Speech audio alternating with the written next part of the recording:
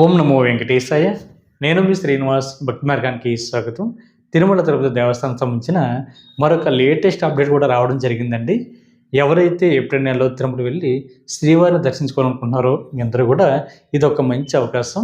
Senior సిటిజన్లు, అదేవిధంగా దివ్యాంగులు, medical cases ఉన్న వారికి సంబంధించిన స్వామివారి యొక్క దర్శన టికెట్లు మనకి రేపు అంటే జనవరి 23వ తారీఖున మధ్యాహ్నం 3 గంటలకి టీటీడీ దేవస్థానం వారు ఆన్లైన్లో రిలీజ్ చేయడం జరుగుతుందండి.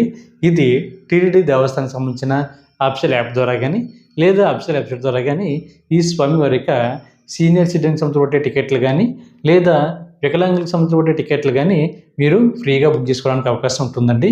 మీకు దర్శనం కూడా స్పెషల్ దర్శనం అయితే అవ్వడం జరుగుతుంది. అంటే మీరు షార్ట్కట్లో స్వామివారి యొక్క ఆలయం దగ్గరలోకి వెళ్ళి మీరు దర్శించుకోవడానికి అవకాశం ఉంటుందండి. మీకు దర్శనం కూడా జయ విజయాల దగ్గర నుండి మాత్రమే ఉంటుంది.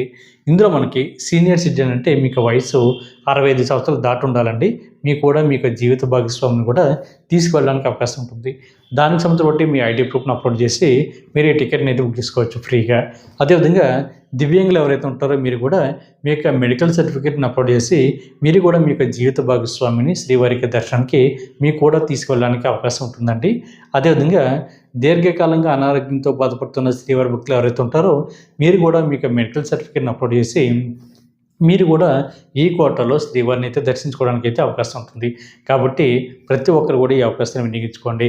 టీటీడీ దేవస్థానానికి సంబంధించిన అఫీషియల్ వెబ్సైట్ వచ్చి ttdevaస్థానం.ap.gov.in వెబ్సైట్లోకి మీకు మొబైల్ నెంబర్తో లాగిన్ అవి ఈ టికెట్ని అయితే మీరు ఫ్రీగా బుక్ చేసుకోవడానికి అవకాశం ఉంటుంది. కాబట్టి ప్రతి శ్రీవారి భక్తులు కూడా ఈ క్వార్టర్ను ఉపయోగించుకోండి. శ్రీవారి యొక్క దర్శనాన్ని ప్రశాంతంగా సాఫీగా చేసి శ్రీవారికి సేవలు తరించండి. ఈ వీడియో కనుక మీకు నచ్చినట్లయితే లైక్ చేయండి, షేర్ చేయండి, మీకు అభిప్రాయాన్ని తప్పనిసరిగా కామెంట్ చేయండి. ప్రతి ఒక్కరు కూడా మర్చిపోకుండా మన భక్తి మార్గం ఛానల్ని సబ్స్క్రైబ్ చేసుకోండి. ఓం నమో వెంకటేశాయ.